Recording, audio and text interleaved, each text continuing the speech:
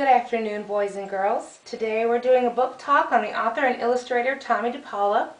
Up here on the screen we've got some information for you, and it's also attached in this assignment, so if the picture doesn't show up on the video recording, I provide it for you elsewhere. So, Tomie DePaola is an author and illustrator. So can you raise your hand if you know what an author does? Yes.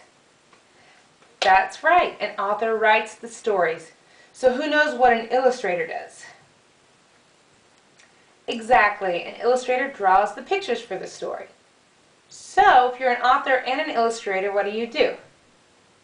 You write the stories and you draw the pictures. That's a lot of hard work, huh? So when you're doing all this work and you're writing all these stories, it's kind of interesting to think about, where do the ideas come from? Has anybody ever heard of the word heritage? Maybe? We maybe heard of it. Does anybody have a guess as to what it means? It's alright if you don't have a guess, either way. Exactly. Heritage sort of means where you come from. So, does anyone know a little bit about their heritage, about where they come from? Your family is from Mexico? Italy? Excellent. Mine too. So a lot of us come from different places. Alright, well, Tomie DePaola, much like me and some of us here, his family comes from Italy. And so a lot of his stories are written about Italian things. One of his most famous books is called Stregonona. Let's click on here. He wrote Stregonona in 1975, but it's actually a much older story. So one question is, have any of you ever done something that an adult told you not to do? Me too. Me too. Does that usually turn out all right? No, not usually, right? So that's kind of the theme of this story.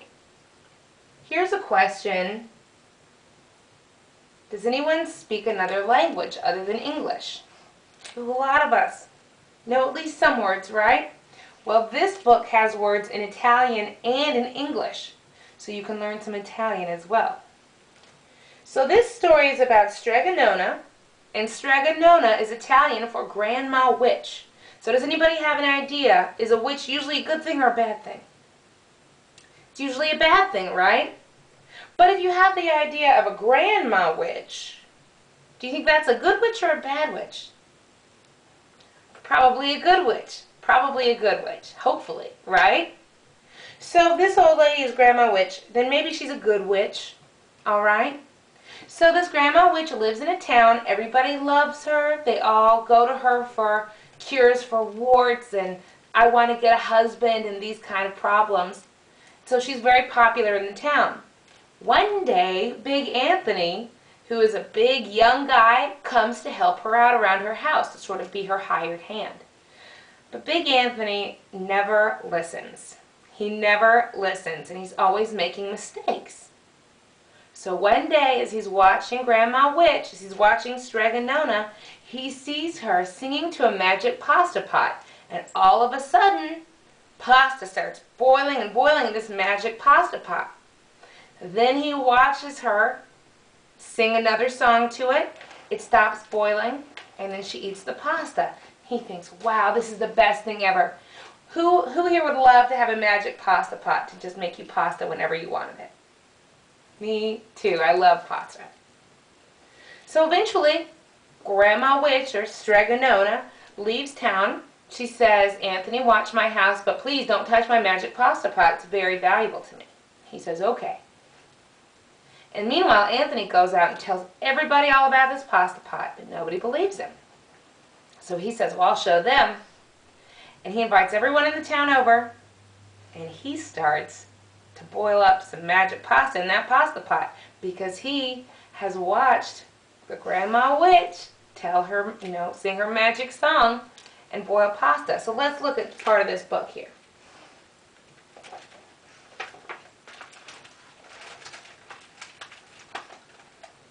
Anthony was now paying attention, and he doesn't know how to make the pasta pot stop boiling. But the pasta's rolling all over the floor. It says, Big Anthony rushed in and shouted the magic words again, but the pot kept bubbling. He took the pot off the floor, but the pasta kept on pouring from it. Big Anthony grabbed the cover and put it on the pot and sat on it, but the pasta raised the cover, and Big Anthony as well, and spilled on the floor of Stregonona's house. It's a lot of pasta. Look, he's tumbling out of the house. The whole house is filled with pasta. So Big Anthony doesn't know how to make it stop because he wasn't paying attention. He wasn't paying attention, and he did what he was told not to do. I'm not going to spoil the end of it because it's a very good book. So if you want to find out what happens, you need to check this book out. So, when Tomie DePaola wrote this story, it was hugely popular. Everyone loved it. And it became one of his most famous books. So many years later, almost 15 years later, if not more, he thought, you know, everybody loves Stregonona. Everybody wants to learn more about Big Anthony.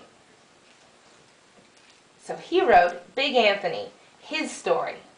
So in this book, we learn a lot about where Big Anthony comes from and what kind of mistakes he makes in his early life. So raise your hand if you've ever had a day where you just made a ton of mistakes. Right? We've all had those days. Okay? And so Big Anthony's whole life is like one of those days. And so this is a story where we follow him around. As a baby, he's making mistakes, and everyone loves him. He's very sweet, but it gets very hard. His mom says, pick the lettuce. And he picks all the lettuce in the whole garden, way more than they could ever eat. And his teacher says, put everything up on that shelf. And he literally puts everything in the house up on that shelf. His mom says, close the gate. He forgets to close the gate and all the sheep escape. So his father thinks, you know what, it's time to send this boy out into the world. So let's look at a page over here.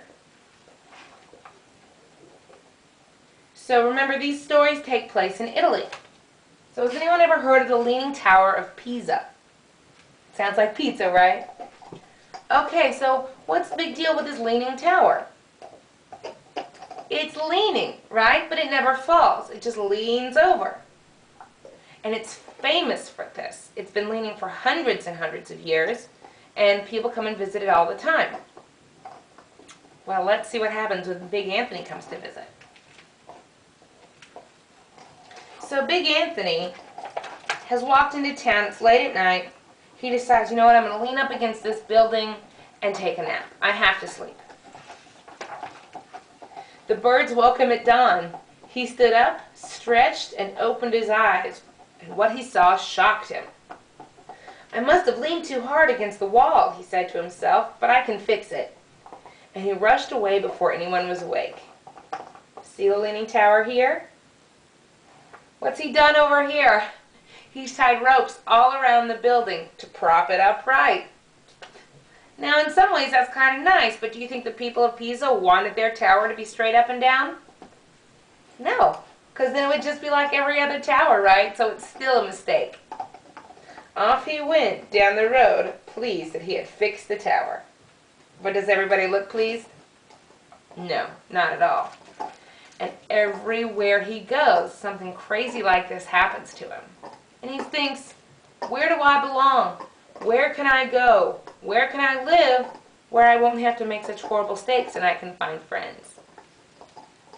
So in order to find out where he ends up and who he ends up with, you should check out this book, Big Anthony, his story.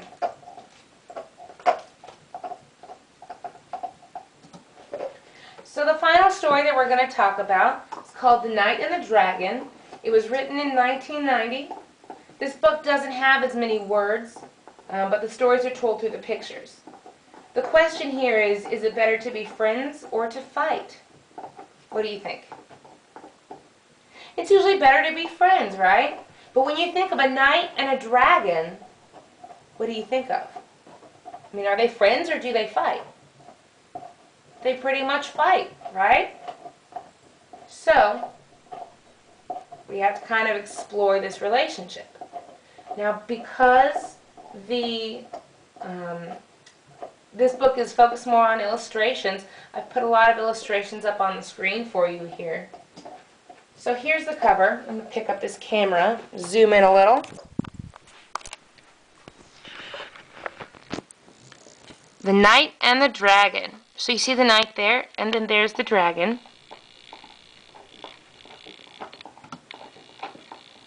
Alright, so here we are looking at the knight. It says the knight began to build some armor.